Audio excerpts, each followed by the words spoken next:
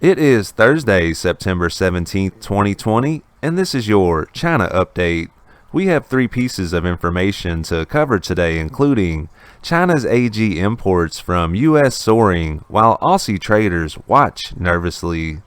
Also, courtesy of Xinhua, UK red meat exporters consider China a hugely important market. We also have some new photos. Let's hop into it.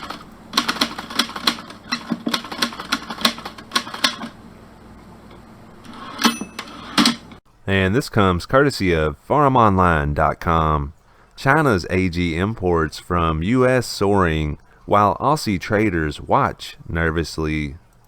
While Australian exporters are working overtime to protect our $13 billion agriculture market in China from being decimated by increasingly unpredictable trade winds, U.S. farm exporters are sailing through a boom year, despite President Donald Trump's persistent provocative blasts at Beijing. The volume of U.S. beef bound for Chinese buyers in the first 8 months of 2020 was more than double the tonnages shipped in the same period of 2019, topping 8,500 tons. That's well above the modest annual average of 3,000 tons for U.S. beef exports to China in the past 5 years. Wheat sales have more than doubled this year, running about 5 times above their 5-year average. Barley shipments are also rising. Dairy exports are up 20%, and the number of U.S. agricultural processors with approval to export product to China has doubled to 3,500. In contrast, while Australia is still no slouch on the China export front, it has been a year of surprising challenges in our biggest offshore AG marketplace. Australia's barley is basically off the menu in Beijing, and several of their meat processors have been barred from the Chinese beef and lamb trade, and other commodity sectors are nervous about what's next. In August, Chinese purchases of Australian beef sank to about 12,000 tons, down from 26,000 a year ago. In America, Agriculture Department officials expect the volume of corn and sorghum exported to China to hit its highest peak since 2014. In fact, if Chinese demand for feed grain continues at current bullish levels, U.S. barley and wheat sales are also likely to surge further as substitutes for corn shipments, which have spiked so rapidly they threaten to exceed Chinese quota limits. Agricultural trade analysts also expect China to buy a record of 40 million tons of soybeans in 2020, or about 10% more than previous records set in 2016. Last month, China reiterated its commitment to a January trade agreement, which supposedly ended a 2-year trade war between the two, and saw Beijing promise to import U.S. agricultural goods worth $43.6 billion in 2020. Mervyn Pice of Future Directions International said a fear of deteriorating food security meant China needed much more grain and meat, and Beijing had fewer retaliation options to challenge any U.S. presidential meddling in Chinese affairs.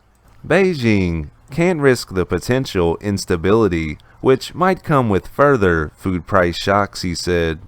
Chinese consumers also like imported food from places like the US and Australia.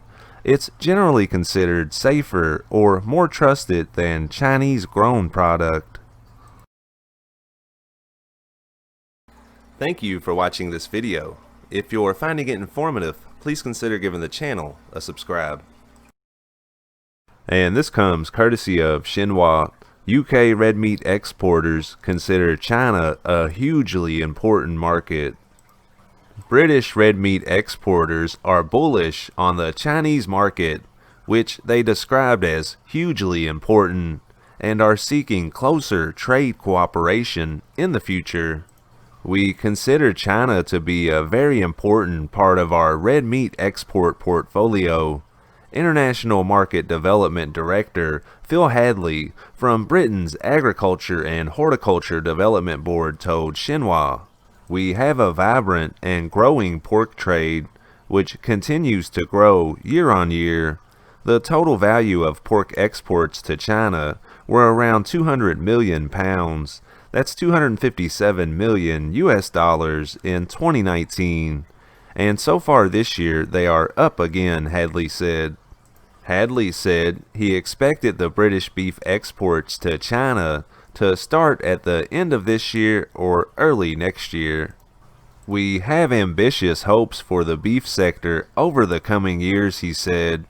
Last year, China and Britain finalized details of a trade agreement, opening access for the British beef industry to the Chinese market. "We'll finalize our paperwork and begin to start shipping shortly," Hadley said. In order to promote British red meat to the Chinese market, the AHDB and British Exports have a stand at two major exhibitions in China: the 18th China International Meat Industry Exhibition and SIAL China 2020, to be held in Shanghai from September 28th to September 30th. Due to travel restrictions as a result of the pandemic, 5 British exporters promoted their pork and beef through videos and virtual platform during CIMIE 2020, which was held in Qingdao from September 10th to September 12th. "We're having very positive feedback from the show at the moment," Hadley said. "We're very keen and have supported that show for a number of years. It always provides us with a very good platform to meet with both new and established Chinese businesses and buyers." AHDB Export Manager Susan Stewart said, "These two shows represent the first time this year that we have been able to reconnect our exporters with key influential buyers in China due to the ongoing challenges of the pandemic. China is a hugely important market for our pork exports, and it is vital that we maintain our strong relationship with buyers, especially as we are on the cusp of shipping beef to China for the first time in over 20 years, Stewart said. When talking about future trade cooperation, Hadley expressed expectation from British exporters.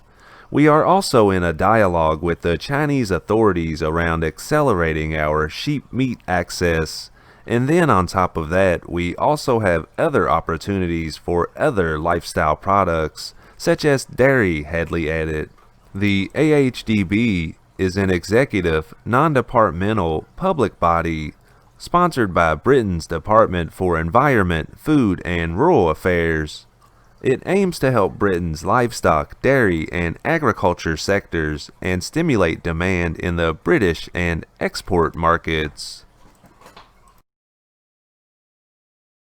And our last piece of information is a series of interesting tweets.